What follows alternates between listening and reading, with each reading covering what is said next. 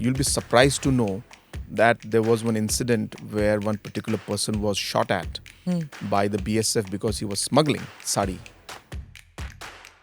Airport also is a major issue, so, right? airport Air connectivity also is important. I'll come to that also. It's almost like assembly session when you're asking me supplementary questions. Every time I go to any minister, cabinet minister, and I talk to them, they said, Conrad, give us some projects. PM साहब पूछेंगे कि north east को क्या दिया. Are you in such a strong position that you don't need allies anymore? We have been working with the NDA and we continue to do that. Yet we do have complications. We do have a lot of differences. We don't agree on a lot of things. But I guess that's the nature of any relationship. BJP has beef ban in many of the states where they are in power. In Meghalaya, they are in alliance with you. You should not intervene in any individual or any community's eating habits. We're very clear about that. Even from the BJP's as a point of view, they understand it also. UCC, CAA, NRC. These three things are very sensitive topics in all of Northeast, right? Absolutely. In all the cases, we have been taking a stand against in all of these areas.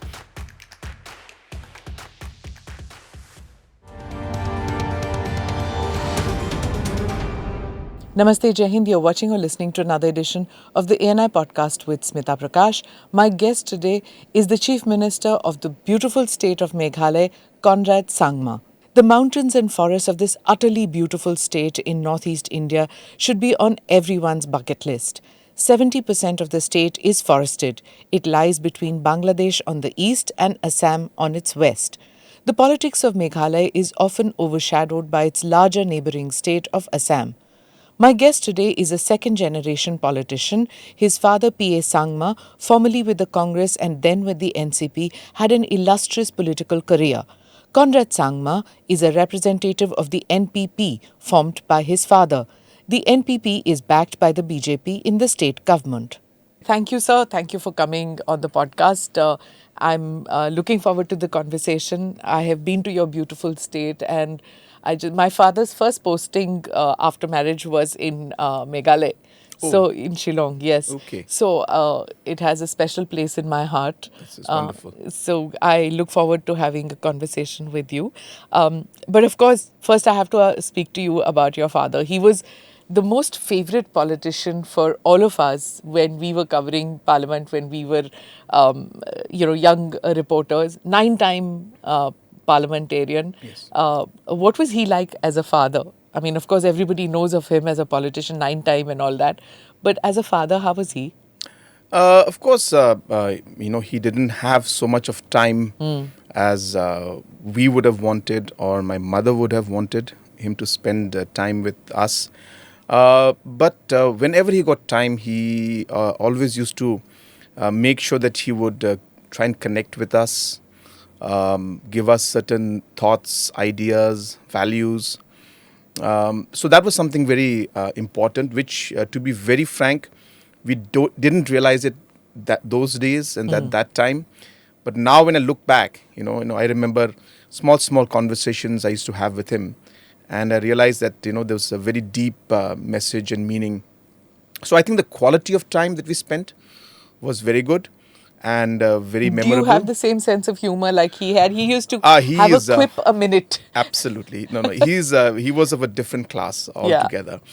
Yeah. Luckily, unluckily, whatever you call it, his qualities have been kind of divided among 4 children. Yeah. So the humor, I can say very confidently, has gone to my youngest sister, Agatha, who was a member of Parliament earlier.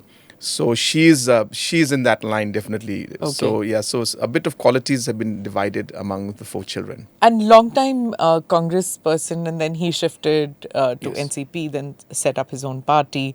You represent that party. What was it like growing up and, seeing your father getting rough treatment at some point of time? Because for a long time, his career was on this even keel. And then there was that break. Your sister continued in the Congress. So this, trouble which happens when you're a long time loyal worker of a particular party and then you shift. Did you see all that ups and downs in your dad's life closely? Absolutely. Okay. In fact, I remember It was during my graduation.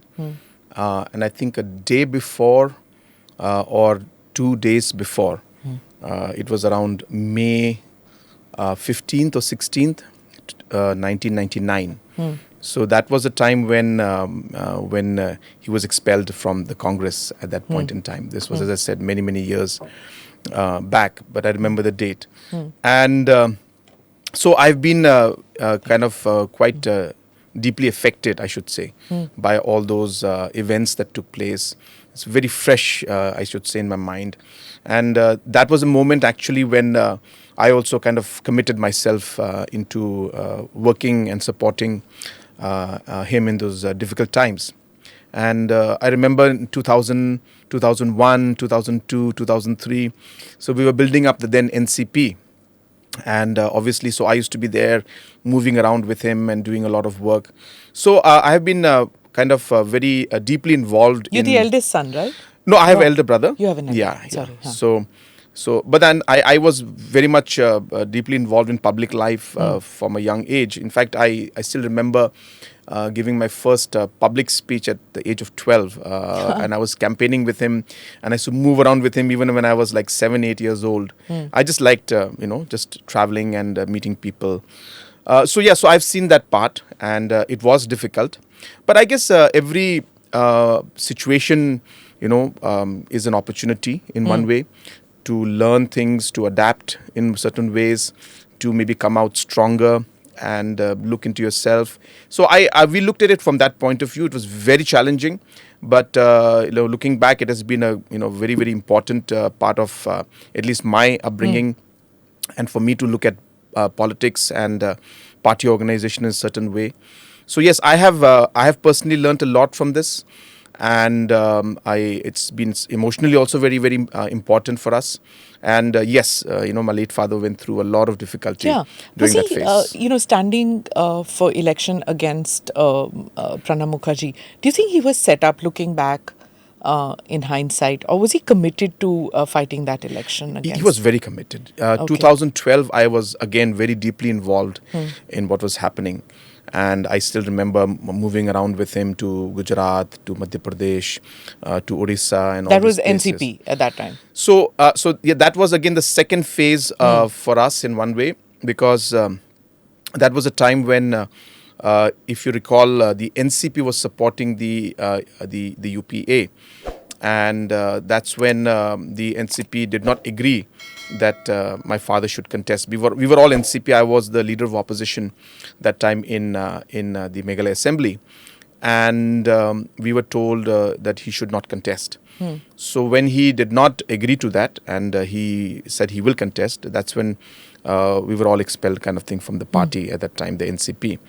And he was very keen at that point in time, because there was a very strong kind of a momentum and demand, and a lot of tribal leaders across party line had come together and said that, we should give a chance to a tribal leader. And I remember very clearly, they gave a panel of names to all the political parties, saying, you choose. We're not saying A, B, C, D. So that's when, if I remember correctly, it was, our Odisha CM, Mr. Naveen Patnaik ji, who then announced that he will support Mr. P.S. Sangma's candidature. And that's when the ball started rolling. And so it was not NCP. So we were then kind of an independent candidate, but then supported by, late Jayalalitha ji and obviously Mr. Naveen Patnaik ji, and BJP also then supported. So that's how it went. But yes, it was a tough. I remember moving around, and we knew the numbers were stacked up against us. But I think at the end of the day, it was the larger message that he wanted to give about the tribal identity. And we're happy that today we have a tribal as the president of India. So I look back at that moment, and then look back at that 12 years. Somewhere it started. It started, and he laid the foundation in one way for it, for that thought process to come among the top leadership in the nation. And it actually fructified now in this thing with our current president. as Okay. being the first tribal president of And this tell me country. about the formation of the NPP. How successful were you, and how difficult was it to start a new party? And what are the goals that you have for your party? No, it's always difficult to start a new party, and everything from the identity of the party, the symbol of the party, to creating organizations. It's always complicated, so it's not easy for anybody. We have seen it twice. So we saw it in the NCP time, and then obviously we saw it in the NPP time. So it's been very, very challenging. So you feel national parties, you couldn't find your space in a national party. Is that why you set up a regional party? Is that the reason? Late P.S. Sangmaji was expelled, number Yeah. one, from the Congress. A lot of people think that he left the Congress, but actually he was expelled, as I said, on May 15th, 16th, 1999. And so that's when things started rolling. So he has played an important role in the direction in which we are right now. So when we left the NCP, then obviously he was very keen to start a political party where we, and especially him, he was that point in time he was been talking about the overall identity of Northeast, and he wanted a platform, and he had done it before. He had spoken to that time Mr. Chamling, Mr. Rio, Mr. Zoramthanga, and other leaders, and he tried to bring them together in a platform, saying that, look, we may have our own issues at the state, but then as a bloc and as a Northeast, our numbers are too less. We have only 24 with Sikkim 25 MPs. It's not enough for us to have a voice if we are split. So he always had this thought process that unless there's a bloc or a platform that represents the Northeast, we may not have enough numbers in parliament to be able to be a voice. So that's the foundation of the NPP. And today, if you look back, in 2019, we finally became a national a party recognized at the national level in terms of the Election Commission. And we are the only party from the Northeast to have that, and that too made up by the states of the Northeast alone. So that's the identity we have as of now. And we continue to speak about issues that are important for the Northeast, realizing the differences that are there within the Northeast itself, and playing the delicate balance between ensuring a regional identity, ensuring the identity at the local level is maintained, and keeping the national interest also in mind. Right. You were talking about numbers, and the BJP is an ally in your government right now. But lately, you got the Congress. There was this 12 of the 17 MLAs. They joined. First in 2021, you got 12 of them. Then you got 5 joining in 2023. So now with all these numbers, how are you stacked right now currently in the assembly? Are you in such a strong position that you don't need allies anymore? I again have I base my decisions on I guess principles and the experiences which we have had in the last 20 years. In fact, more than that, 25 years of being in organizational politics and being in a way in mostly in opposition. So just to share with you, right now we have a simple majority. So we are 31. And We bole to NPP? NPP alone. Okay. The NPP alone has 31 MLAs, and the total strength of the house is 60. Okay. So we are at 31. And but still, I maintain my relationship with my allies. Last government I ran with 19 MLAs from my side, and the rest were all my coalition partners that supported me.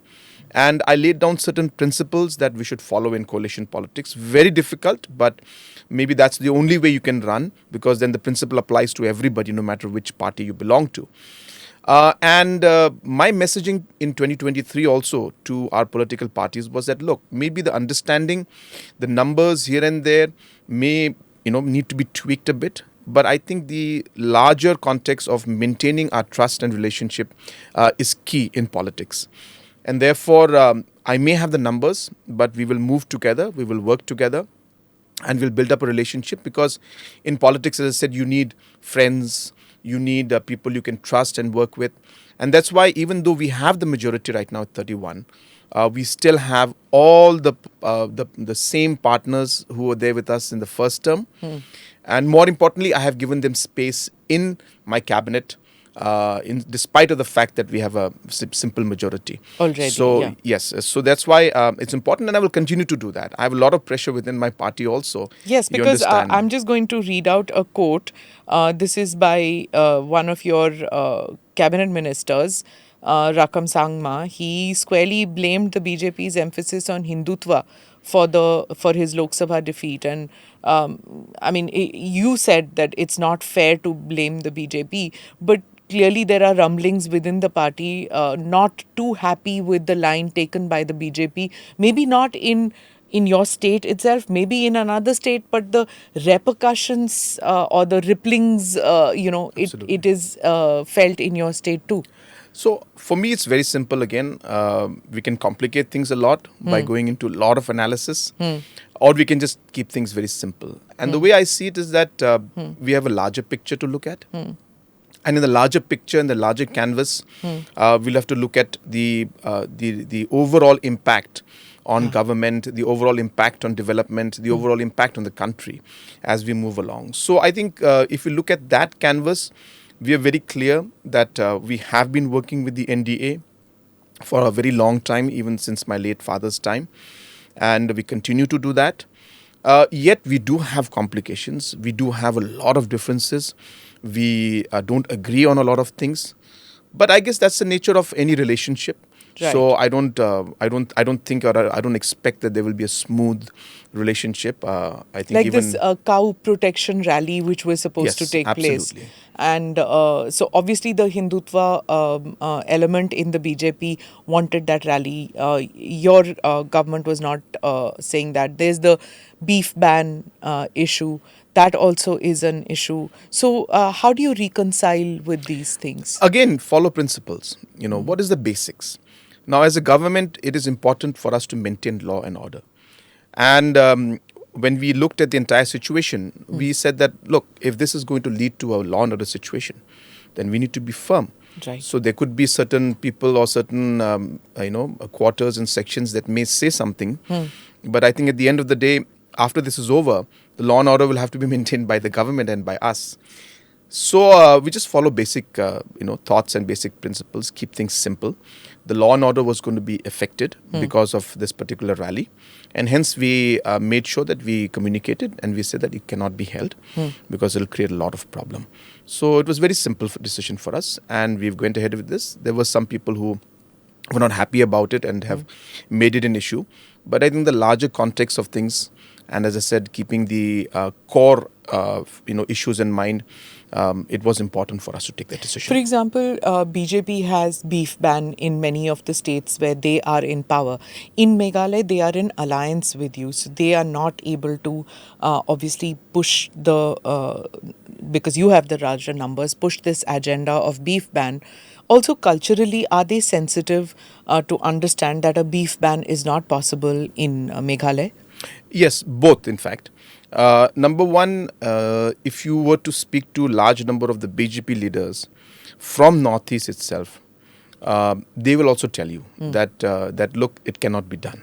This has been our culture, this has been our eating habits, and yes, we respect everybody, but then we also expect that you will not interfere with our food habits. So I think that part is very clear. There should not be any interference, and we also, as a government and as a party also, we stand by that particular principle that you should not intervene in any individual or any community's eating habits. We're very clear about that.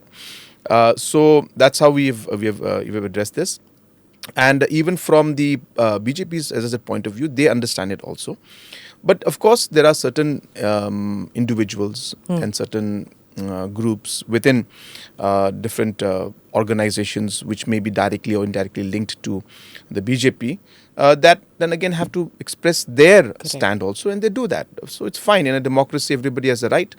But again, as I said, from a government point of view, we look at the larger picture and we take our decisions. And in this case also, we're very clear that intervening in any individual or any community's, practices or eating habits is not the correct thing, especially in a democratic and secular nation like ours. One question which I have to ask you is when Mr. Amit Shah said, listed Meghalaya as one of the most corrupt states in the country.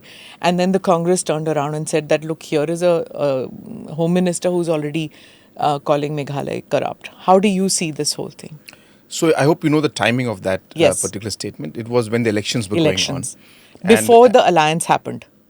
Yes, when we had decided that we will not fight, we will not have a pre-poll alliance. Yeah. And I had very clearly told the BJP that we want to fight on our own. That's what we do normally. And we had been in government for the last 5 years together. Yeah. And then after that, we are in government now. So that's my answer.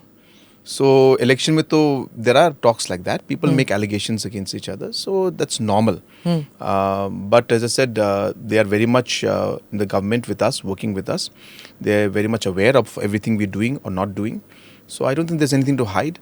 In terms of, as I said, election moments, I think if you go into details of what everybody says during elections, then I think it'll be very difficult to work in the future. Yeah, I want to see. So it's an election statement. I look at it as a purely an election statement. But of course, if anything further that is there, he's got full authority to do whatever he wants. So I'm sure that after election, these things are not something that we will look at it from that point of view. Election statements are meant to kind of have the electoral gains and emotive. But as I said, we've been working in the last 5 years very closely before the election took place, and even after now the election also we're working very closely. I'll come back to Meghalaya and its unique issues, but since you mentioned Northeast, let me broaden the conversation a little bit, the scope. In the Northeast, the geographical boundaries, there are always issues which come up between when it comes to borders, geographical borders. Explain to me, where is Mukroh, in which part, and why is this a bone of contention between your state and Assam? So what happened was way back in the 70s, early 70s, 70, 71, 72, when this entire process of the statehood was happening, clear, defined kind of geographical lines or boundaries in some areas were not marked. And that led to a lot of kind of confusion and left too many things, open. And not to blame anybody, but I can understand that during that moment, the need for getting the state and fulfilling the people's desire. So micro detailing and micromanagement and getting all the details worked out could have been missed out. So it's not that we're blaming anybody, but it happened. Okay. Those are the facts. Now, in that situation, there were a lot of areas where there were conflicts and kind of differences that arose between the two states and the people. So way back in 2011, 2012, the then government then put up a study and they drafted a report which showed 12 areas of differences. Now, whether right or wrong, whether they left out some areas or whether they took certain areas which were not meant to be in the areas of differences, whatever the case may be, 2012 report by the then government was made and which was officially kind of approved in one way by both the state governments at that time. So we have to work with those documents and those areas of differences. Now, within those areas of differences, Mukroh is one village that falls at the border of one of these areas of differences. And that's where this particular incident about 2 years back had taken place, where there was a firing from the other side, and and few people lost their lives. So that is what happened in Mukroh. The problem actually is that there is a kind of a gray area where certain development work or certain activities which Meghalaya citizens feel that why should they be stopped? But they are stopped by whether the Karbi Anglong Autonomous District Council officials or the Assam officials. And sometimes from Assam side also, when people are trying to do some activities on this side of the concerned area of differences, then Meghalaya people also react, Meghalaya government also reacts. So basically it's just the tension and the non-clarity of the lines and the different activities that take place, and everybody feels nahi to mera hai, nahi mera hai. So what is the solution to this? So in these 12 areas, what we did was we realized that every area is not as complicated as the other ones, and hence what we have done is that now with the Assam government and the now Assam Chief Minister, we are working closely.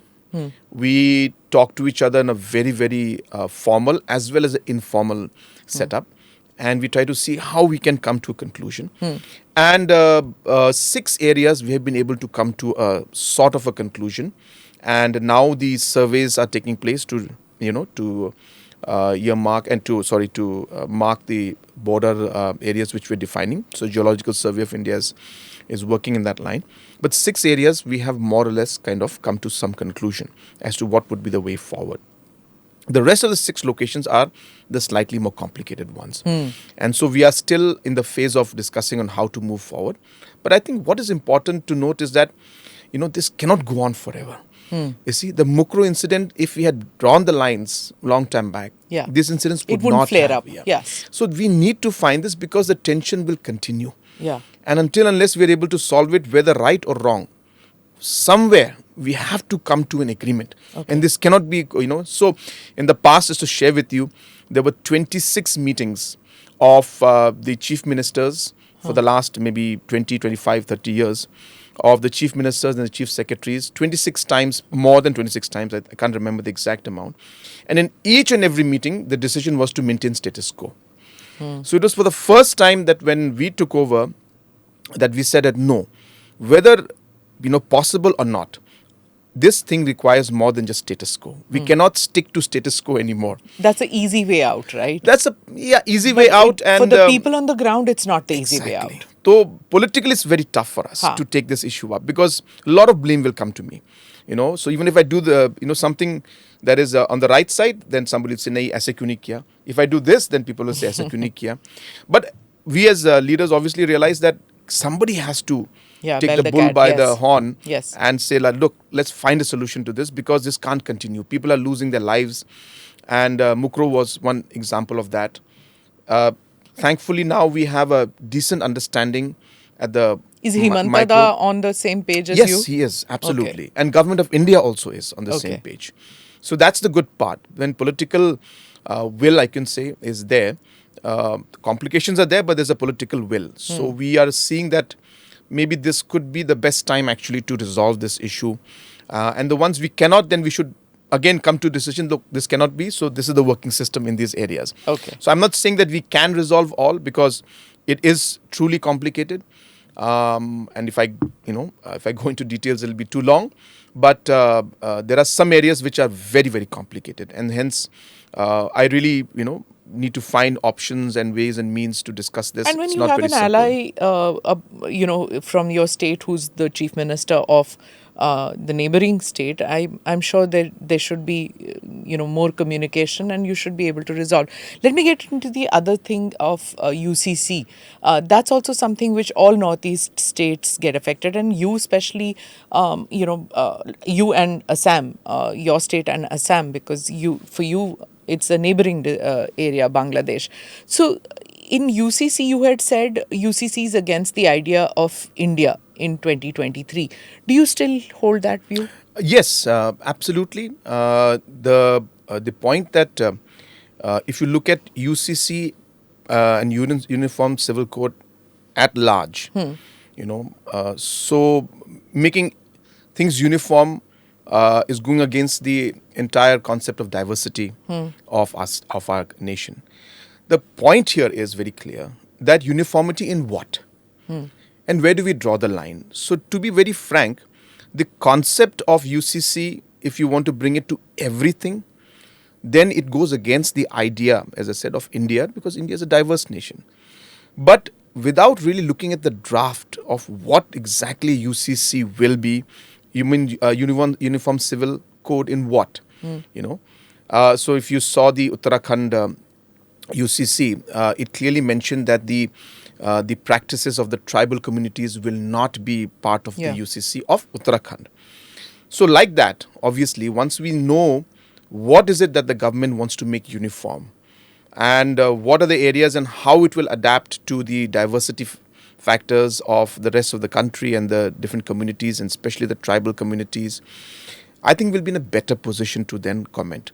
So, but till then, I think the idea and the point that if you're trying to make everything uniform, I think that could be complicated. So it's UCC, CAA, NRC. These three things are very sensitive topics in all of Absolutely. Northeast, right? Absolutely. So Himanta Biswa Sarma says that these three absolutely necessary because Bangladesh issue, right? And he says that it is actually an existential threat if we don't have all these three in place.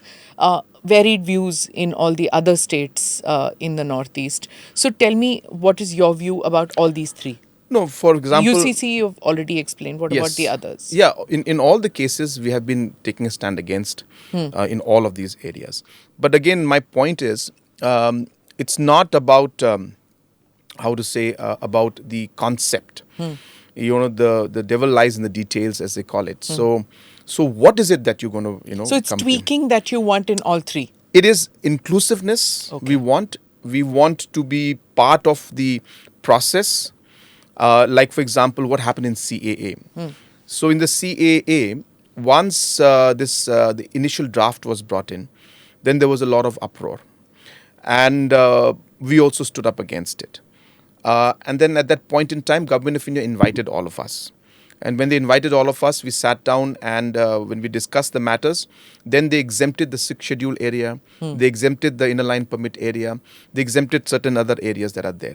So like that, so the concept in itself is not, I think, fair for us to say that whether right or wrong. It is what the particular bill or the law will do, and how it will exempt and create the exemptions for different. Because I can understand from a larger perspective of the nation, yes, there are certain requirements that are there, but one cannot look at that and say that, well, it has to be applied to all the states. Okay. So I think it is very important in all of these cases, Government of India should be flexible and should discuss with all the states before they come out with any kind of laws that impact the nation as a whole. So tell me, what is your view about one nation, one election? We've done CAA, we've done UCC, we've done NPR, and you're not against any of these three in totality, but with they should have respect for your state and the others in the Northeast. What about one nation, one election? Is your party in favor of that? No, but again, just before we go into the whole thing, Okay. it's just the other way around, which you mentioned. We are not in favor of any of the three. Okay. But if the terms and conditions and the law is drafted in a manner in which it protects the rights of the different states, Then you're on then we can discuss and be on board. So Right. that's how it is. Okay. That's number one. Number two, again, the same thing for one nation, one election. Now, the issue is that I completely agree with Honorable Prime Minister when he says that it completely disturbs the entire process of governance. So we are, at any given time, we are always engaged in election. And I think it's not a good thing for governance. Being here now, this is my 7th year running. Governance requires a momentum. And you cannot expect that you take up something and then you say, okay, I'll finish it in 1 month, 2 months. And then, okay, we can take a break for 3 months and then again start after 4th month. It's complicated. So momentum is definitely affected. And if there is one nation, one election, I think it will be a great blessing for the nation, because then we can actually focus for 5 years on governance, and the momentum which we need will be achieved. The question is how. Now, for example, Meghalaya goes to election in 2028. And the nation will go to election, which the Lok Sabha will go to election in 2029.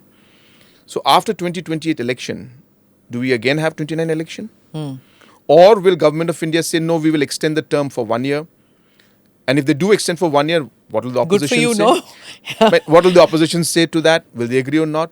So question is, what is it Yeah. that is on in the details? How do we make this happen? So that has to be discussed. And once that is discussed, I think only then can we come to a conclusion, because it's the actual implementation of the concept and the idea by being inclusive and by taking a consensus on board.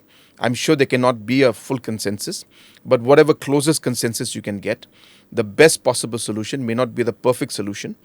I think we need to listen to that, we need to discuss it, and then only come to conclusion. But again, as a concept, this one, I totally agree with it. Are you going to expand your party's footprint in other states in the Northeast? Are you keen? No, obviously we Is are that what keen. is making the TMC a little nervous? No, I think it's. I think everybody has the right as a democratic, in a setup like India and the party. But we also understand our limitations. We also understand that there are certain areas which are there which you can work on. It's not so simple. India's canvas in terms of politics is very, very diverse, and it's not so simple. So we are taking one step at a time, and we will see how things go, and we will try to expand. As I said, as of now, we are very much present in 4 states in the Northeast, and we will look at options to expand in other states in the Northeast. The TMC has increased its activities in your state. Congress, of course, you have started pulling people into your party, and the Congress is very upset about it. But what about the TMC? It's a major opposition party. Abhishek Banerjee got very angry, called you con man when he commented about it. Why is he feeling threatened about it? And this is politics, so I guess he will. Everybody will use different words. I'm okay with that. I don't want to react or respond to any of that. But yes, in simple thing again, small things which I was mentioning to you in the beginning, like you can say thoughts and ideas and principles which my late father had, instilled in us. And one of them was that, never take anything lightly. And therefore, for me, none of the political parties I look at as, in the opposition, I look at them as, not important or not impactful. For me, I work at everything from the point of view that that we are actually losing, and that we are, fighting a game that we are not going to win. And I think that entire thought process and that mindset of being, working with your back against the wall, I think is a great way to fight any battle. And so for me, yes, TMC also, I agree that we cannot take things lightly. We have to work hard. Congress, of course, is a party that defeated us in this Lok Sabha election. So obviously, it's something that we have to be very, very careful as we move forward. And other regional parties that are there that are working against us, we are very clear that we will never take things for granted. And for us, TMC is also a very important opposition. You mentioned the Congress. Dr. Manmohan Singh, the UPA government, had this Look East policy, and they kept talking about focus of on the Northeast. But many leaders from the Northeast felt that it was just cosmetic.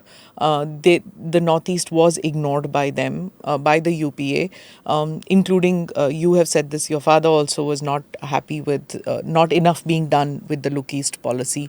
Mr. Modi has the Act East policy.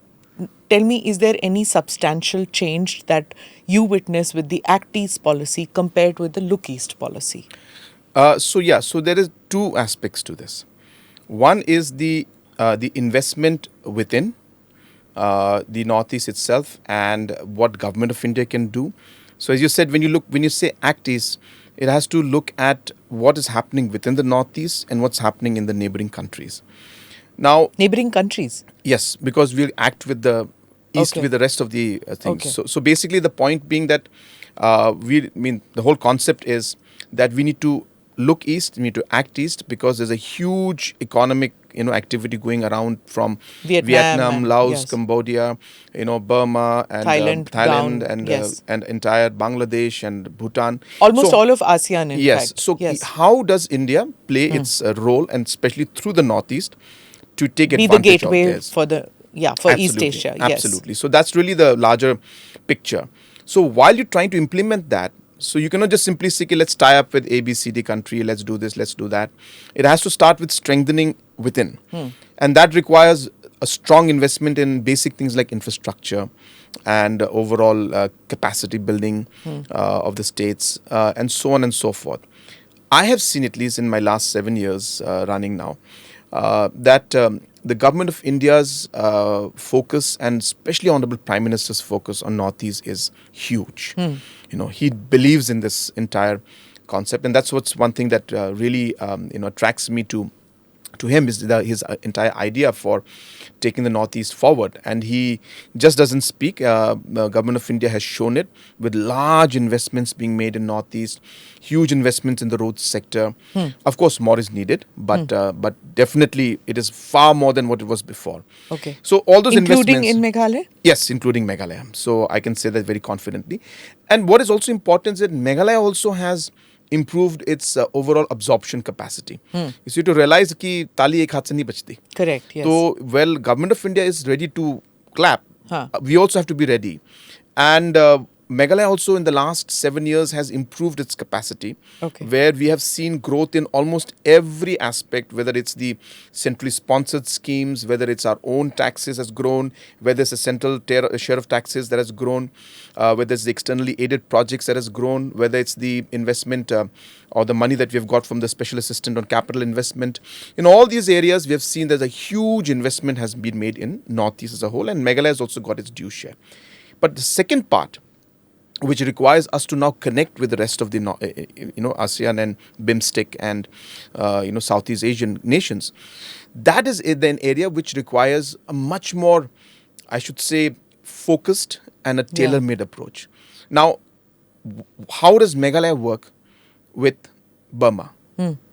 There's not much. No, yes. Meghalaya will work with Bangladesh because we share 444 kilometers with Border, Bangladesh. yes. And at the same time, there is a certain area of Barak Valley, Tripura and Mizoram, West Bengal, and certain parts of lower Assam on the northern side. These 5 areas will work with Bangladesh. So when we talk of Act East, it has to be zone-wise. So which are the states and the regions that will work with Zone A, which could be the Bangladesh zone?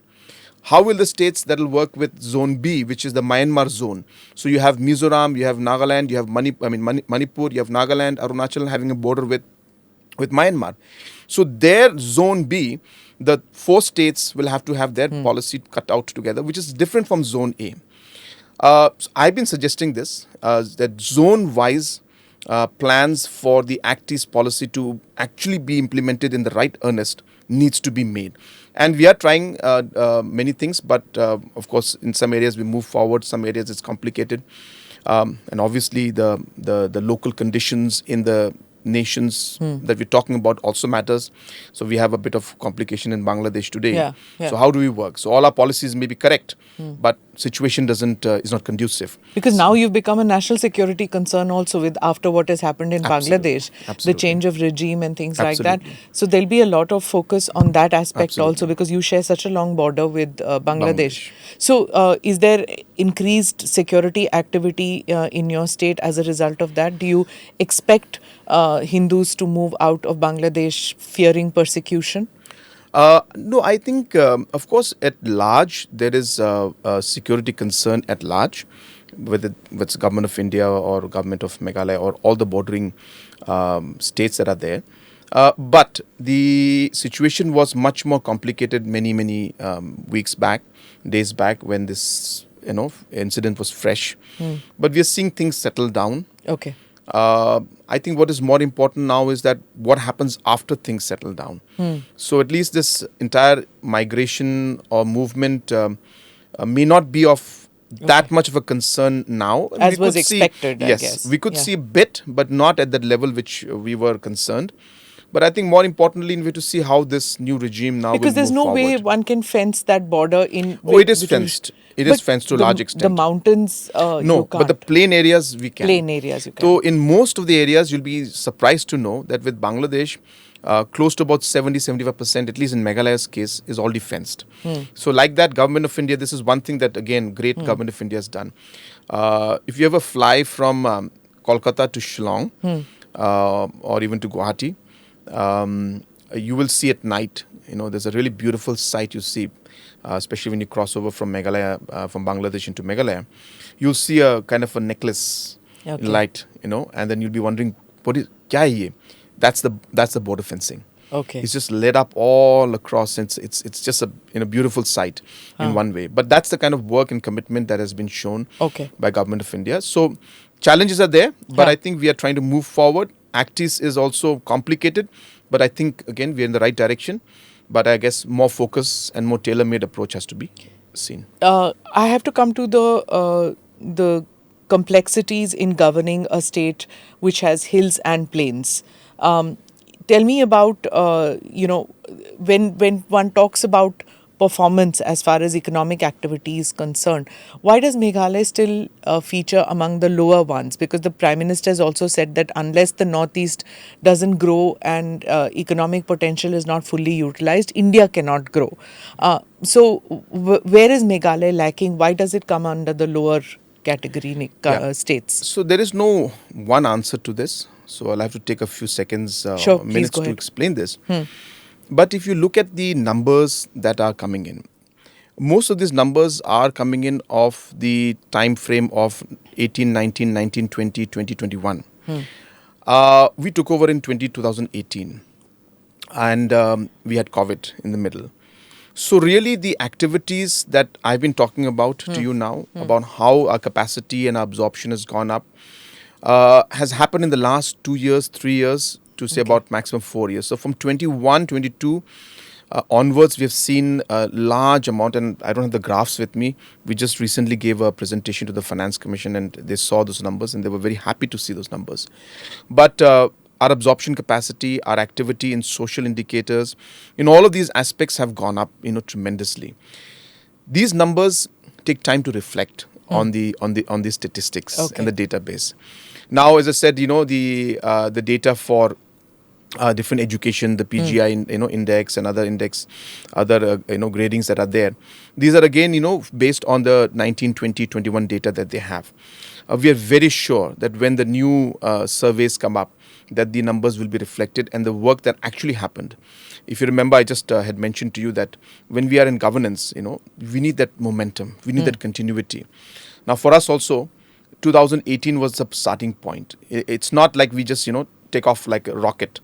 Everything takes time to build up and grow, and we need to set up certain foundations, certain systems in place. We need to create the certain capacities. All of these things do take time. But what I have seen is that the last 2 to 3 years, we have seen that those investments and those changes we made in the first 2-3 years of our governance are now on track. And now we are seeing those kind of development aspects. I'll just give you a small example. That when I took over, we had a maternal mortality rate, which was double that of the nation. So nation was at about 113. That's mother per lakh. We were at 224 or 230, the highest in the nation. From the last 3 years to 4 years, we've been focusing a lot on maternal mortality, and multiple changes have taken place at different levels because we see a problem and then we don't realize what the You have a actual matriarchal cause. society, right? Yes, we do. In have spite matriarchal. of that, you had a high maternal. So you see that these are points that you don't see the real cause of the effect, and the causes were multiple. You see, the causes were socioeconomic, issues. The causes were the spacing of birth between the, two children. The causes But were. you have a low birth rate also. No, we have a high birth rate. You have a high birth Yes, rate. yes, we have a very high birth rate. In fact, you'll be surprised when you go to certain villages that there are certain mothers who are like 24, 25 years and they're already giving birth to their fourth or their fifth child. And that's the kind of social issues that are there. We have a very high risk mothers. So because of their nutritional aspect. They inherit the property, right? Women in your state. Yeah. So, right. Yeah, but I'll just to share with you. So just that when we saw all those factors, we then intervened. And today, our maternal mortality rate has come down by 45%. Okay, excellent. And we are at the national average now, and I will 100% bring it down below national average in the next few years to come. But that number will be reflected in the next survey that comes up. I get So that. my point being that all these kind of economic activities, Tell me social about indicators. the innovative economic activity that you've done about the lottery. Yes. That was a little surprising. Yes. When one saw that, because you'd think that, why is the government getting into this? Like, why? See, one thing is for sure that number one, you have to look at Meghalaya as a state in terms of its revenue, we have to depend almost 80% in terms of revenue, and so do other smaller states like Nagaland, Manipur and all, on the central government. We have limited scope for our own taxes. So we need to, look and find ways in which we can increase our taxes. And that's where lottery is one area which many small states have adopted. And it has helped to a certain extent. But when we look at the lottery sector, and it's not that only our government has done it or it's just been happening You've done now. digital, right? Digital. Yeah, so I'll come to that. But I'm just saying that first is lottery itself. So many states have done it, many governments have done it in the past, and it's a historic fact that many But then they nations have done stopped it. when they did that, right? So With there the were many state. reasons to stop it, because there were court cases happening. Yeah. The revenue was not coming the way they expected, so on and so forth. And that is the reason why we have come into a very innovative now format. And this innovative format is what we're calling the online lottery system. Now, why online? So if you look at the entire scope of things in terms of the activities all across the spectrum, it is becoming all digital, number one. So why not lotteries? Lottery should become digital, number one. But number two, more importantly, the lottery sector has been actually looked at from multiple angles, into so many problems in terms of price distribution, transparency not being there, taxation issues, transparency not being there, so on and so forth. So what online does, it makes everything transparent. So who will get the prizes? It's all very clear. How the winner will be selected, it's all transparent today. How many tickets were sold and what tax government should get will be all clear today. In paper lottery, again, not to go into blaming anybody or anything like that, the scope of having a non-transparent system is much more. How many tickets were sold? We don't know. We don't know whether the winners were selected in a proper manner or not. So you can really, I should say, manipulate if the system is not online. So what we have done and what it will transform, I'm sure the overall lottery sector, is that this transparency is going to be a win-win situation. Okay. It's going to be a win-win situation because it will be creating a very strong, transparent movement within the lottery section, which will then build up the confidence of the players who are playing in it. There will be a mechanism to monitor the players who are playing, because everything from know your customer, KYC and all those things will be mandatory. And more importantly for the government, we will know exactly what sales took place and therefore how much tax we should get. All transparency. How are mothers supposed to tell their children don't go in for lottery? Because again, if KYC, the government is only doing it, they'll say sarkari kar raha hai, to fir kya? So number one, I think beyond a certain age limit, you're allowed to play. So obviously, again, a very good thing that if it's a paper lottery, you cannot check the age of the kid who's playing. Okay. But in the online lottery, you know the age because the KYC is there. So anybody below 10, below 18 or whatever the age limit cannot play in this, or 21 or 18, whatever the limit set by respective state governments. So you cannot play in that. So the kids will anyway not be able to play. If it is paper, then what you're saying is correct. The mothers will not be able to monitor. Basically, the government is not a nanny state. It understands that people will do it, so you might as well regulate it. We regulate in transparent manner. And transparency, and as I said, and ensuring that there's a win-win situation. Winners will get what they deserve to, government will get what they deserve to, and the organizers also, what they're getting, the entire system will show and will become transparent. So it's the best technology and investment we can make in lottery. Another thing which is a little confusing is that the majority of your state is under forest cover. I think 68 or 70% is under 76%. 76% is under forest cover. Then why is it when we look at pollution index, your state also comes up in that? There's only one section, or rather one location called Barnihat. That is the one that you're talking about. Barnihat is the industrial zone, which is right at the border of Assam. So there's a road. So Barnihat is that entire zone, which the Barnihat, of course, name comes from Meghalaya side. Therefore, the blame comes from Meghalaya side. But there's a road and there are industries on both sides. And yes, certain issues have come up in that particular zone. This is right at the border when you enter from Guwahati, entering into Meghalaya. So this industrial zone called Barnihat is actually the bone of contention for us. And and we are obviously concerned about it. But rest of the state, we're not facing so much of issue. It's only in that location. Number one. Number two, just recently, in fact, because I'm handling forest now myself, and I've gone into the details of things, and we just about 2 weeks, 3 weeks back, in fact, I had a surprise check done by my pollution board, and all the industries which had did not have the necessary technology or not the machines, I've sealed about 5 or 6 of them immediately. So now regularly these kind of surprise checks are being done, and industries and units which are not adhering to the terms and conditions and the technology are being shut down. Okay. So we are taking very strong steps against it. In the Northeast, almost all the states are battling the drug menace.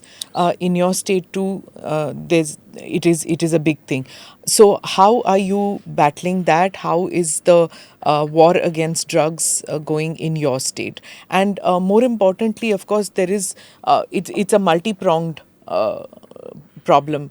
You have to crack down on the trade. You have to crack down on the supply. dealers, suppliers, everything, the security aspect of it, and then the rehabilitation and the treatment of drug addicts. Hundreds, of thousands of people in the Northeast are battling with this. And should there be some kind of a war room of Northeast chief ministers to tackle this problem? How do you suggest one goes about with it? So number one, Government of India has been very, very firm on this particular issue. The entire supply chain is something that Government of India has been really working very hard to crack down. In almost every meeting we have with the central government, whether it's the CS level, whether it's the CM level, whether it's the DG level, or any level that the meeting takes place, this is an issue that is discussed. So just to share with you that there's a major concern, and everybody is working overtime on this. Number two, correctly, as you said, it's an area which has got multi dimensions. Now there's an issue of the production and the supply. There's an issue of the transit. There's an issue of the different routes that are involved in this, and different kind of mechanisms that are there to stop it.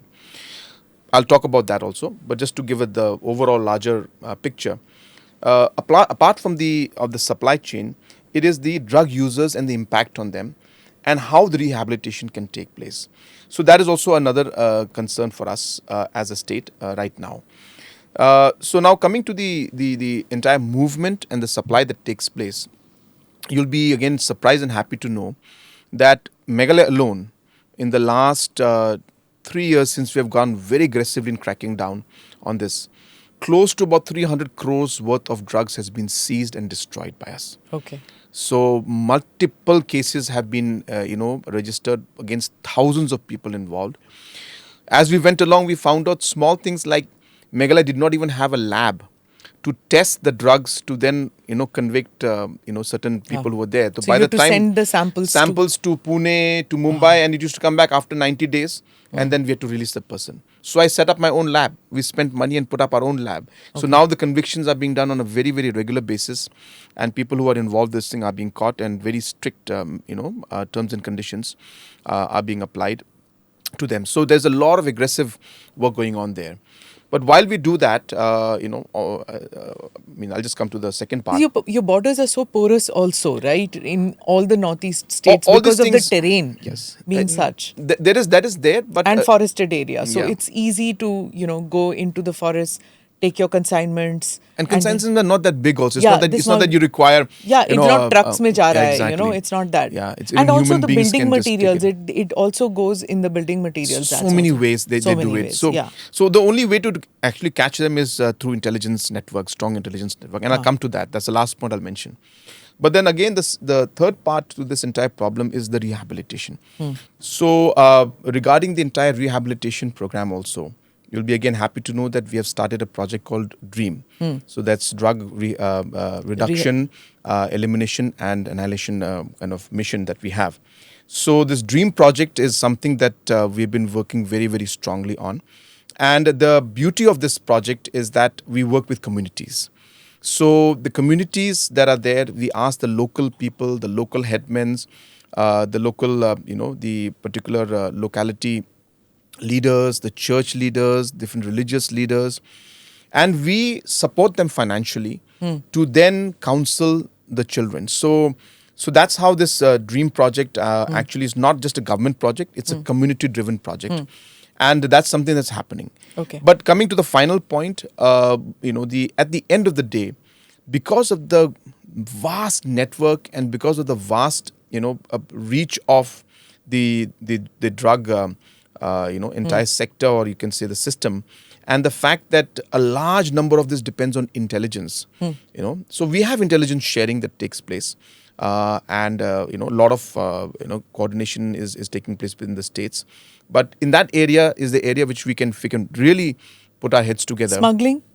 Because you have this porous border, or not porous you're saying, but you have this large border with Bangladesh. So cattle smuggling, drug smuggling, what happens? Yeah, it does. In the sense that there are areas, I mean, it's not that we're not doing anything about it. But as you said correctly, that the borders are so porous that we cannot be present everywhere at any moment. So therefore, we rely a lot on the intelligence inputs that we get about movements, whether it's cattle, whether it's drugs, or any kind of smuggling that takes place. But you touched a very important topic, which I think maybe I'd like to share out here also, is that what happens in our scheme of things is that for the BSF and for the agencies along the border, a negative list of products is given. And, there is a need to actually look into this negative list also. Okay. You'll be surprised to know that there was one incident where one particular person was shot at by the BSF because he was smuggling. And later on, of course, he got injured. It was not fatal. So later on, I asked the BSF commandant, what was he smuggling? And he said, sari. Sari was being sent by him. Sari is a... Sari, sari. Ladies but why ka is sari. that a smuggling list? It's not. It's a negative list. Saris? Yeah. So I'm just giving an example to you that these kind of small issues also need to be resolved. Why should saris be negative list? I don't know. We are working on that. Okay. But that's what a surprise, just like it's a surprise to you. But when I went to Bangladesh, when they were talking about cattle smuggling, saying, "Humko zarurat nahi hai, we have enough cows of our own." Yeah, that's so also. I just kept quiet. I was like, how do you respond to something like that? So there are a lot of areas which we require. That's why I was mentioning to you earlier that this entire Act East policy that we're talking requires reforms to be done at zone levels. तो जैसे कि साड़ी अगर बाहर जाए, we send it outside. It's a good thing, because our artisans and our people, companies, organizations that make this. So how can we smoothen out this entire process by restructuring or editing the negative list? I would think fish is coming in with all that thing, So we need to. So so now how do we bring the fish? Coming in. Usko test kaise kare? So you can bring the fish, but it has to be tested. So we need to put the centers along the border. Certain areas need to have the technology. So there's a lot of work that needs to be done to make this Act East policy that we're talking about, which is, again, as I said, going in the right direction. But once we have a zone-based approach, which has micro, inputs happening, that's when we will see the real change taking place. Because at the larger top level, we are seeing a lot of things, but micro level pe we are actually. So I want to talk to you about when we talk of Act East, I want to talk about tourism. It should be, in my opinion, it should be on the bucket list of every Indian to go to your state, because it is one of the most beautiful places. Thank you so much. In the country that I have seen. But, when I went out there recently, when I started asking about tourism, that, whether it is on, they just laugh at me. Kya Act East and kya tourism, kuch nahi hota hai. You've seen how it is. I find it extremely beautiful and people very welcoming towards tourists. So tell me, what is the encouragement that has been happening for tourism over the years to your state? And are you happy about tourists coming in from different parts of the country? Are they adhering to the principle? Because I remember while driving, I got stuck in a traffic jam. And I noticed everybody in Shillong keeps to it, doesn't go around like that. One car did that. And then my driver said, ये कहीं से आया होगा, ये यहाँ का नहीं है, because हम लोग ऐसे नहीं करते हैं, ये बाहर का है कोई, so how does especially in hill states, I've noticed that they want tourism, but they don't like the brash attitude that people from outside bring to their state. I mean, I don't want to conclude with in the sense that that's the general thing, but it's a process. You see, so we grow as we move along. We see the benefits. We see the real aspect of what tourism can do. So I think it requires a lot of sensitization and process. We move forward. So I'll come to that, but just to share with you about general tourism. In the last 4 or 5 years, we have seen a lot of domestic growth, especially after COVID. So there's been a kind of a reverse tourism, a challenge kind of tourism growth that has taken place, where a lot of people are now moving around, and they have decided also that why just international locations, our own domestic Absolutely. देश में इतनी जगह हैं. So people have started coming and and visiting Shillong much more. We have seen large 30-40% growth in. I think in two villages in your state got the best tourism. Yes, Moplang and Umden. Yeah, That's correct. they got the best tourism village awards. What is Yes. that tourism village? It's basically there is a award for craftsmanship, and there is an award for heritage. Okay. So in these two categories, in the heritage and in the craftsman award, Umden produces what we call the Ahimsa silk. So that's the silk that's produced, the Aries silk, without actually killing the worm. So that's something. Then that silk, when it's produced, then it's now designed by designers and now made into clothing that normal people can wear. So it's not just now say a stole, but it's now a shirt, a kurta, so that kind of stuff that people can actually use. And the heritage village is the one in Moplang, where the villagers have conserved a forest area, and they call it the sacred groves. So it's sacred in the sense that people don't disturb the forest, and if you do disturb, then it's not a good sign for them and for you also if you pluck the tree or pluck the leaves or cut the tree. So with that, they have preserved. So that heritage, and that it's a beautiful forest area. In fact, I'm sure you must have visited it when you go, and if you have not, then you should go. Yeah. So I think that's the place that bridge also is, right? नहीं, ये bridge तो हमारे यहाँ पे in fact ऐसे the bridges, the living root bridges, we have almost more than 200 of them. Yeah. So this has been a tradition for the last many It's decades. the most amazing experience. It is Frightening, actually, yeah. but it's the most.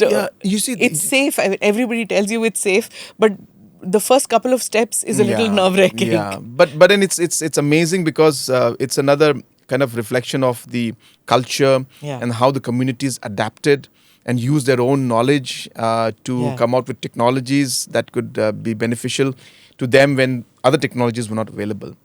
But again, coming back to the general tourism sector, we have seen a huge growth, number one.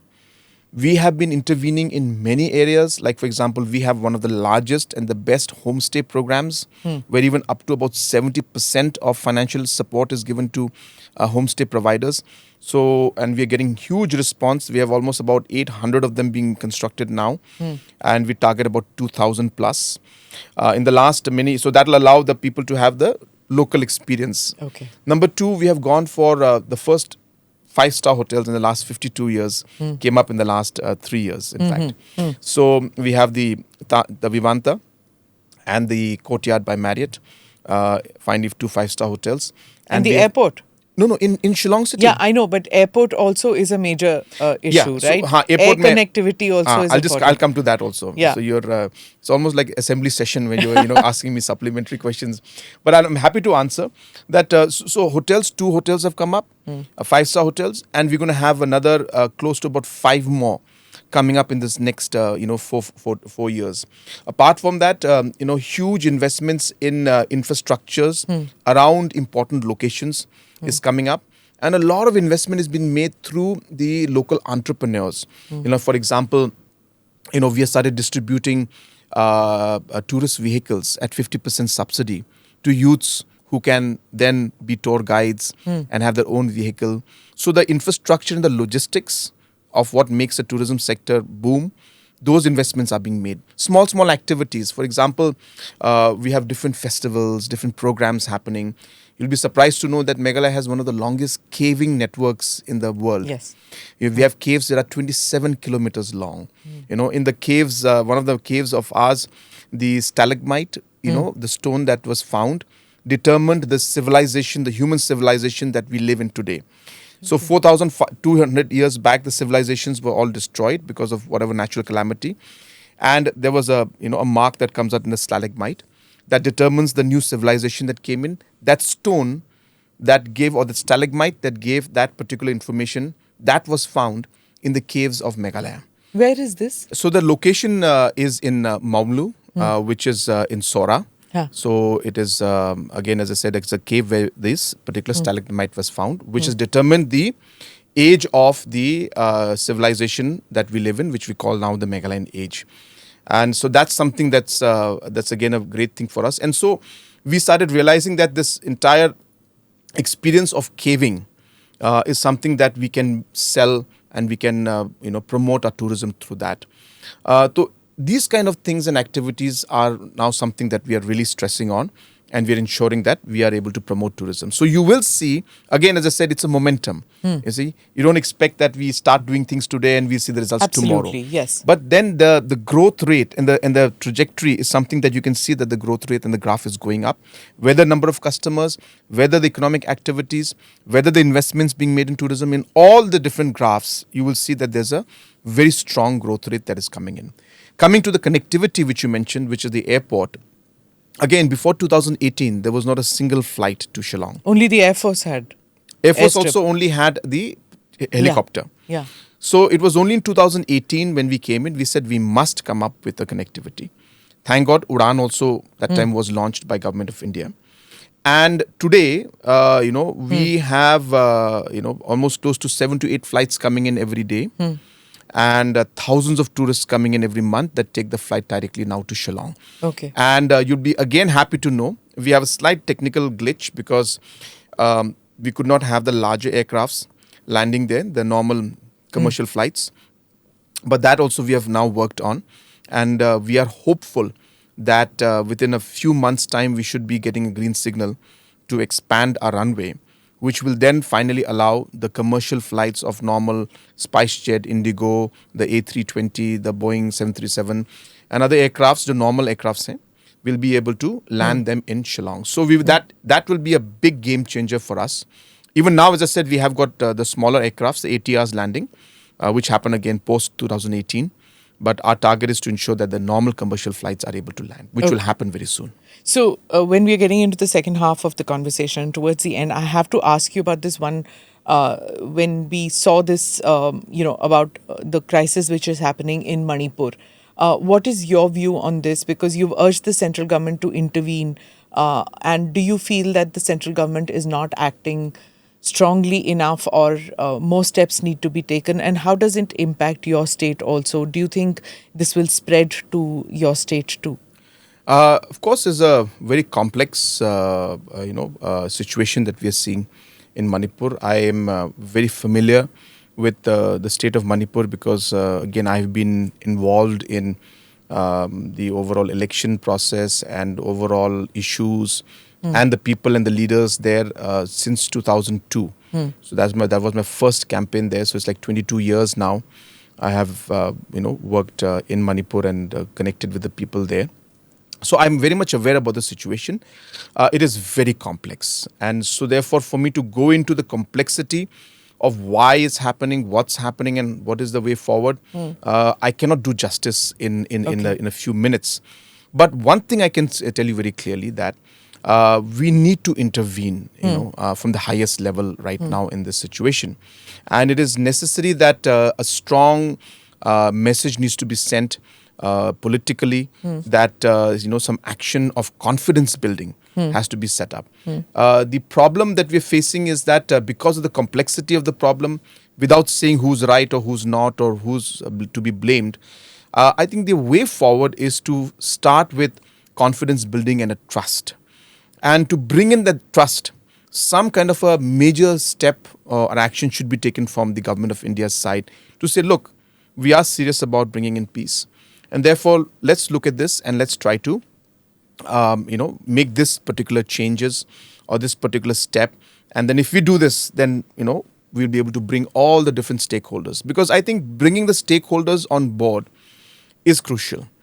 If now stakeholders in the given circumstances, they may not have the faith to come in and say like, okay, fine, let's talk. because of the kind of situation that has unfolded in the last many, many months. So how do we make that happen? We need to now create an environment of trust. We need to create an environment of some kind of a situation where the different stakeholders say, okay, now that there's been a kind of intervention, now we will sit down and talk. So if that doesn't happen, it'll be very difficult at this point in time to create. Again, as I said, not here to say who's right, who's wrong, whether state government, whether central government, whether individual groups, communities.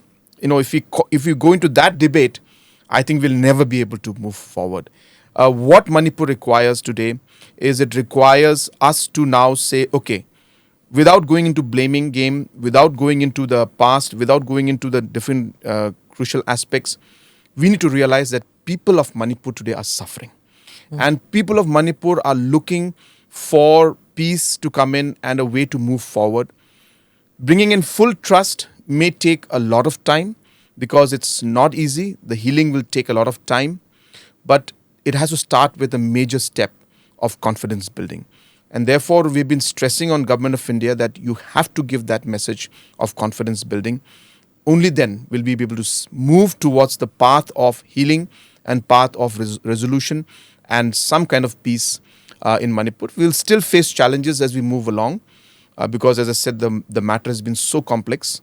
But and as I said, I can discuss the details of that also, but it's too complicated. I think we require a full episode only on Manipur because it's very complicated. But it's urgent. You feel that things have to be very urgent, and we have urged Government of India as a political party, because I have 7 MLAs representative. We are the second largest party in Manipur, and therefore our party leaders and my MLAs are also met. A few days about last week, we had met in Guwahati to discuss about this issue, and we are again meeting in the coming days to further discuss. We have written to Government of India in the last many months also that a strong step has to be taken and a strong message has to be sent. Right. I have a segment out here which we ask our special guests to react to this, and frankly, I also haven't seen this set. I need your snap reaction to this. What do you have to say when you see a picture of Abhishek Banerjee? Where do you think his politics is today? What is your reaction? No, of course, he has got a very a large kind of legacy behind him, in the sense his aunt is there. A lot of people trust him in the organization. Of course, I wish him the very best, and I hope things move in a positive direction for him. Yes, we have had our political differences, but that's for the larger interest of the state and the nation, so it's fine. But I wish him the best. Okay.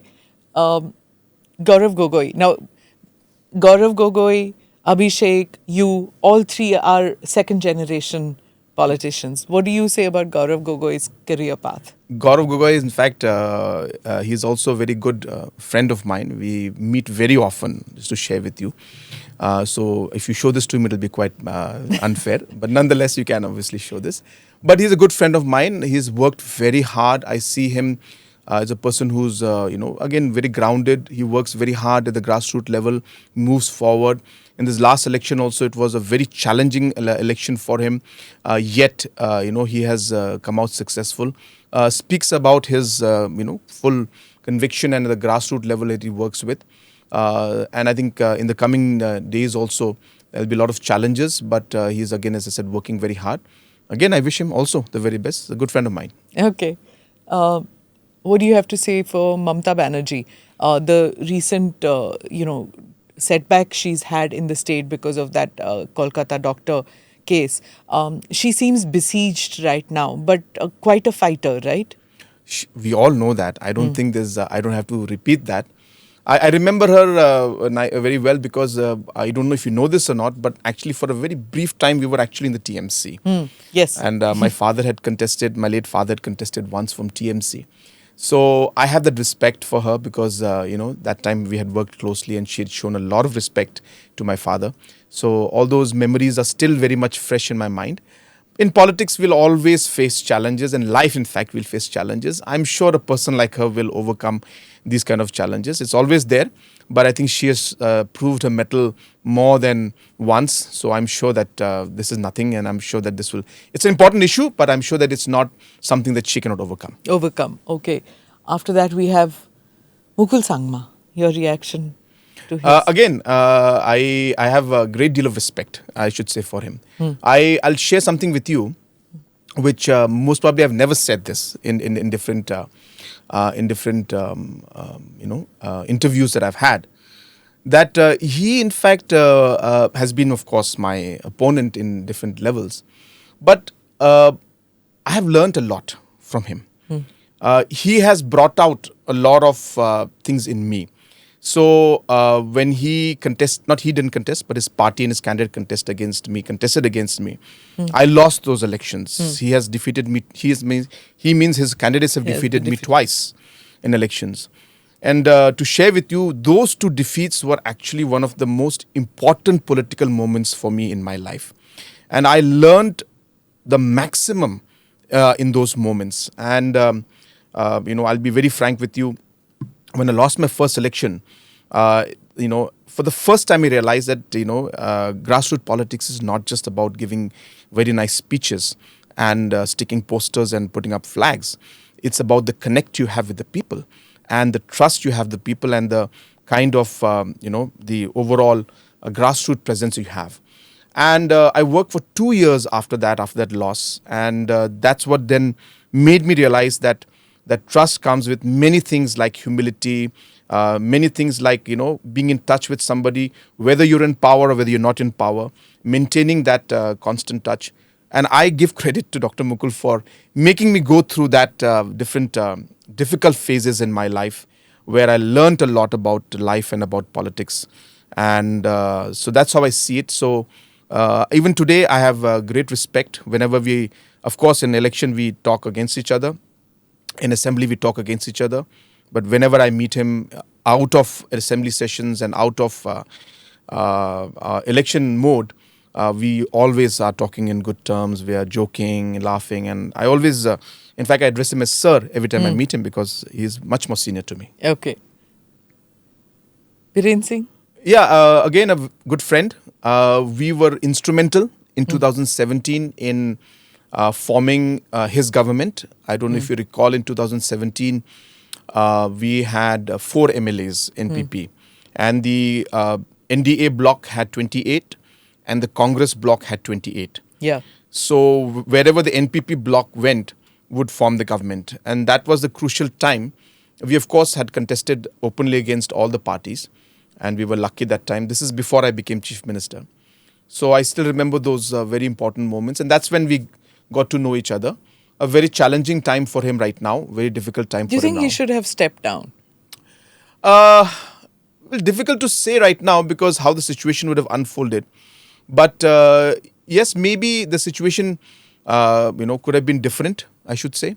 And but of course, as I said, he has got his own views. So I respect his views.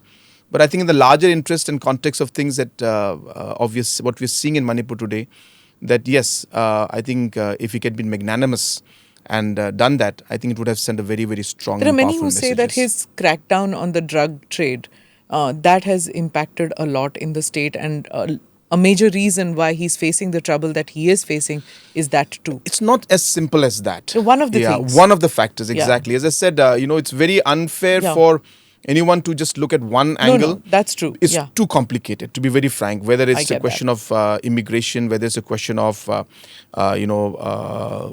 drugs issue. So many factors come in. How the situation was dealt with at that moment in time, what unfolded when the certain decisions were made, and how things happened, which were in his control or not in his control. So that's the reason I mentioned to you that it's very unfair for me to say is this one line, because it is all connected with a very large. So the only way for us to look at the situation now is, look, guys, let's not talk about that. And let's talk about now how to move forward. And that's why I was saying. So he has one of those challenges now. Very strong, very difficult challenges. And as a Chief Minister in the Northeast, I can appreciate the concerns he has. But yes, in this given situation, maybe one of the ways in which we can move forward is, to see that if Birenji would look at it from that angle and say that, okay, whether I'm right or wrong or whether it is, let me, be magnanimous Think about it. out of the box solution. Yeah. So that could be one way that we could move forward. But again, as I said, the complexity of the situation is far more than what we can discuss out here. But definitely one of the ways forward. What do you have to say about Mr. Narendra Modi, especially with regard to the Northeast? Again, I've been very clear from day one that it's something I've seen. Of course, I've seen him as Chief Minister. I'll again share something which I've not shared with others. So there was one particular meeting I had with him. I think it was about 2007, I think, or 8. Okay. I can't remember. And I wasn't an MLA that time, but I had gone for some work that was there, and I think my late father had sent me. And he gave me 45 minutes to sit with him. And he's so good at explaining what he does and why he does it that you won't believe it, that till now I remember the different things that he told me. And I can at least repeat about 4 or 5 of them to you, but I won't go into details.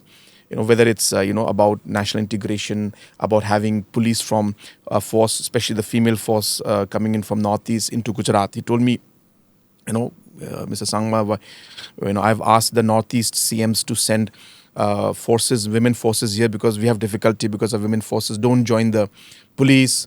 That would be one way to integrate the Northeast with the West. And then, we would provide them good salary. And then even after 3 years, 4 years of them doing service here, they would go back, but they would have some relationship in terms of friendship that they would develop with the West. And that would lead to integration. Iske baare mein sochiye. So I remember those kind of talks. He mentioned to me about how he transformed the power sector and the, irrigation sector in Gujarat. So all those things remained in my mind. He mentioned to me about how, he had met a Prime Minister one day, and he said that, then Prime Minister, Mr. Manmohan Singh ji, and he was mentioning to me is like, the PM ke paas jate, to, I never asked for money, he said. He said, why should we ask Prime Minister for money? Paisa chahiye, we'll talk to the ministers and officials and others. With PM, we talk of things that others cannot do. And then he said that, so he said, what I asked for? I said, sir, I don't know. He said, I asked for a satellite. He said that because I want the satellite to connect all my villages in Gujarat. So those kind of things like still stick in my mind. And I do the same thing when I go and meet him now. I don't think he remembers that he told me that. But when I go to him, I don't talk about projects or money. I talk about big ideas to him and say that, sir, this idea is good for Northeast, this ideas. And I talk of Northeast in general. Yeah. And of course, Meghalaya in specific. So he had that impact in me. Having said that, of course, we've seen a lot of concerns, issues from the point of view of national concern. We have seen issues in terms of, local concerns for Northeast and other issues and all, which, of course, we cannot simply say that he's the one person for it. There are many factors involved in it. But that aside, and those concerns and those disagreements that we may have in some of the policies and some of the issues that affect our tribal or the religious sentiments and so on and so forth, I think from an administration point of view and from development point of view, we have seen a huge impetus for Northeast. He himself has visited more than 70 plus times to Northeast, which is, I think, all the prime ministers put together, it's more than that. Yeah. So that's the kind of focus he has. And I know for sure, because every time I go to any minister, cabinet minister, and who are very close to me actually, most of them, and I talk to them, they said, Conrad, give us some projects. PM साहब पूछेंगे कि Northeast को क्या दिया, so he's so particular. So it's not just him talking. His ministers are on their toes because he has given a mandate to them that you have to do something extra for the Northeast. So I think these kind of things we have not seen in the past. Another thing which I noticed about Mr. Modi is that he has mainstreamed the attire of the Northeast. Yeah, that is also there. He wears small the things. It matters a lot. It does. That the headgear of the Northeast. It's a very elaborate thing in many states of the Northeast. So he wears that, and he wears it, and he's mainstreamed it. So people don't giggle, and people don't think it's only for Republic Day parade. Correct. the Northeast headgear, otherwise how do you do a recall for people from the rest of the country? Correct. कि Republic Day parade में देखा. Nowhere else, if you see, Mrs. Gandhi used to wear it Yes. occasionally, and you see that Jawaharlal Nehru, one or two photographs, black and white photographs of wearing the Northeast headgear. But he wears it regularly when he goes to the Northeast. Correct. Every public meeting. So you normalize wearing clothes. So that is another step of integration, I feel. That's one of the things that I admire. Yeah, I think from a larger perspective, as I said, his thought process is in that line. As I said, of course, policies, acts, rules, bills, and different kind of programs that they want to do at the national level from a party point of view or from, sister organizations that are attached to BJP. Fine, we have debates on that, we have disagreements on that. And it's not always that we will see eye to eye on all the issues. But as I said, keeping that aside, these are the small things which are things that you must appreciate. Yeah. That there is a sense of national integration that he pushes. There is a sense of importance for the Northeast by ministers visiting. Like I talk to the ministers now also. Apart from the fact that, Northeast के लिए क्या किया, Northeast कब जा रहे हो? So the pressure is like, they're like, अरे यार PM साहब ने message किया है कि you have to go to Northeast, मैं शिलांग आता हूँ. So that kind of a continuous push by PM that because you see it's true, when you see you believe. Yeah. So sitting in Delhi, you don't understand the complexity of how things are much more complicated to implement in Northeast. When the ministers go there and they say, अरे यार ये तो मालूम नहीं ऐसा था, it creates a huge difference in the action that they take later on. So I think these things are important. So therefore, yes, I think he has done a lot for the Northeast. He has done obviously a lot for the nation. And as I said, even for me personally, I have been meeting him very regularly. And every time I meet him, I learn a lot from him. Okay. What do we have on Rahul Gandhi? Again, I have not interacted much with him. Yeah, I only with your dad? No, I did not. I have interacted once with him. When I was member of parliament, I had met him once. But beyond that, you'll be surprised that I have not had a one-to-one conversation with him since then. Your dad and Mrs. Gandhi, they worked very closely on for quite a few years, right? Yes, that was there. That was at the time. But as I said, I'm just talking from my perspective. I couldn't, obviously I did not meet Mrs. Gandhi at that time. I think Madam Sonia Gandhi, of course, I remember very, very fond. I meant Sonia Gandhi only. With Madam Sonia Gandhi also he worked. I also have not met her very often, but one thing I remember very, very,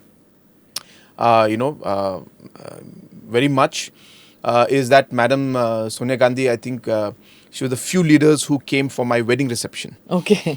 So that time I was opposition technically for the Congress. We were, and that time the Congress had just formed the government with the local parties in 2009, and that time, in spite of the political, whatever you can say, situation we faced, I found it very amazing that Madam Sonia Gandhi had come to my wedding reception that time to wish me and my wife. And of course, so as I said, I have not reacted. I have not interacted with Mr. Rahul Gandhi. But of course, I strongly feel that he has got a lot of emotional outbursts, and he is very much passionate in one way. But I think sometimes in politics, you're required to balance a lot of things. You may see something, but you may just have to maybe not talk about it. I don't think he has focused so much on your state, because the way the Congress has lost out so much in your state. No, I don't know the internal story of what they do or they don't do. At his level. But Congress has been there. It's very active, and they've got Congress. The best part about them, for them at least, is that it's a grand old party, the GOP. Yes. And there's secular and they've got their reach everywhere. Till now.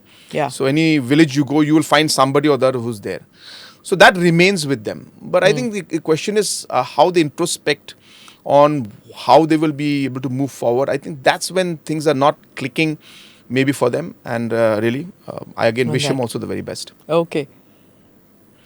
Oh, a great person. Again, I remember, obviously, my politics started with NCP. With Sharad Pawar. Yes. Okay. No, it started with late P. With- Sangma. Huh. But in terms of party, it Huh. started with Sharad Pawarji. And obviously, anything I learned about party organization was under him. I met him recently and I was telling him, sir, I still remember that you had made me the president of the NCP youth. So I was made the All India president Yeah. of the NCP youth. So I had traveled to Maharashtra, Goa, so many Himachal, so many places. I traveled all across the country to organize the youth of the NCP that time. So he had a very important role in again shaping my organizational, whatever organizational skills, whatever little I have. He has been very instrumental in doing that, and obviously I can't forget that. Okay. So as I conclude, I have to ask you this. My team tells me you're probably the coolest chief minister today. You play the guitar, you play football, you're interested in cricket. Do you get time to do all that? No, I don't think coolest is a very not the correct term to use. I'm just a normal person. That's all. And then I think I don't think any position or any kind of responsibility should change who you are as a person. And I think that's important for me. And so even when I'm sitting with some of my friends, we say, look, let's sing together. So we sing, we get the guitar out, we sing some songs because that's how we grew up. Where? So In Shillong. In Shillong. Yeah, Okay. so of course I did my studies in Delhi, majority of it, but the time I spent in Shillong actually has also shaped me in the way I think and do work. So those 3 or 4 years I was in Shillong were very, very crucial because that was my adolescence kind of age when I was in class 5, 6, 7, 8. And that's when I picked up the guitar. That's when I picked up the love for sports and, different things. So Did you play in school? Yes, we did. You mean Okay. football or you're talking about music? Whatever. Music yeah. or football. So you want to hear something funny? Yeah. Yeah. So you, again, this you're Delhiite, right? Yes, yes. Yeah, And, but don't take it personally. Yeah? Okay. So what happened was I was in Shillong in St. Edmund's School, which is again the branch of the Christian Brothers School. So Columbus and Edmunds is the So same. Columbus, Delhi Christian Brothers Yeah, and Shillong and is... Shillong Christian okay. Brothers, Edmunds. So I was obviously everybody's into football, right? So I went and I said that okay, I also want to be into football. So I was in class 9 in Shillong. I was the goalkeeper of my class team, but the B team of my class team. So there's an A team and there's a B team, right? Because so many players are there. So I am the goalkeeper of class 9A, the B team. All of the, you know what I mean by B team. So that's how good I was or bad I was. I came to Delhi, to Columbus, and I auditioned for the football team of the school football team, and I made it to the school football team of St. Columbus. St. Columbus. Not only that, I was also made the captain of the school team. Okay.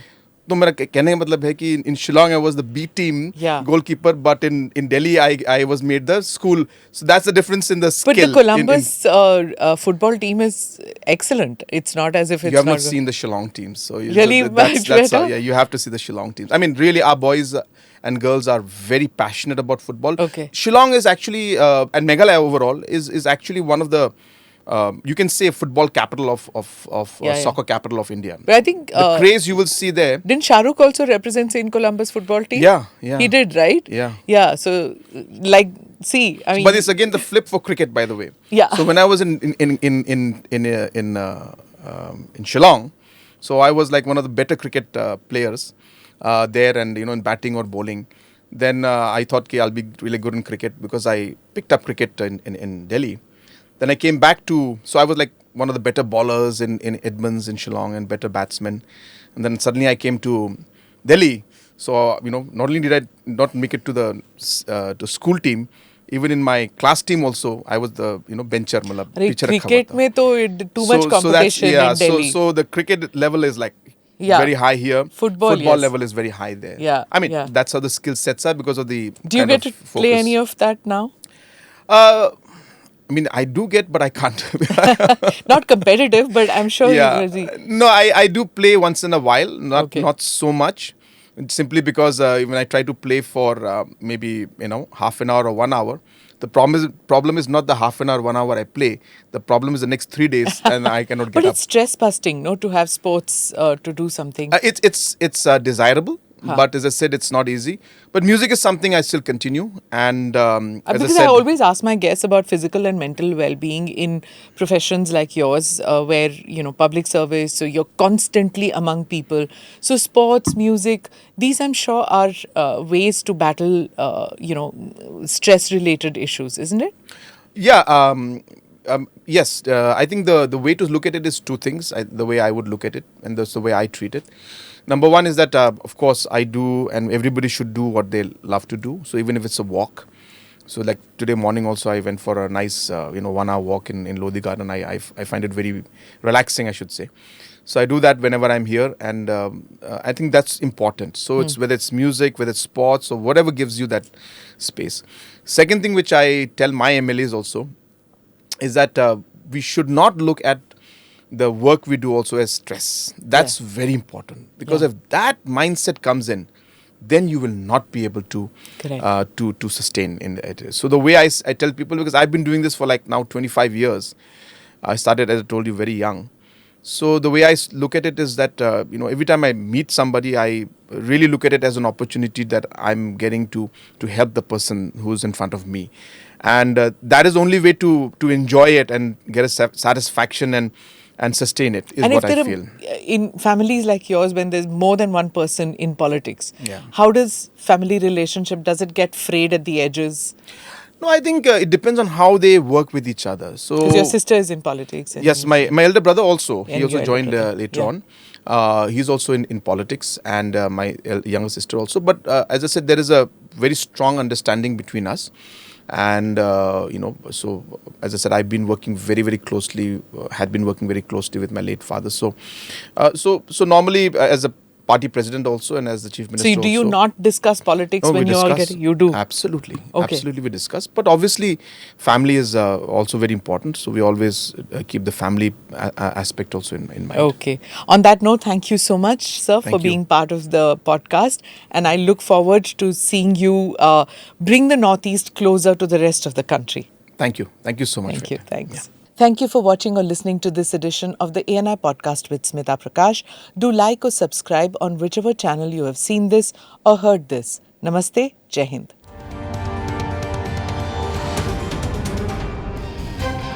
Click here to watch the previous episodes.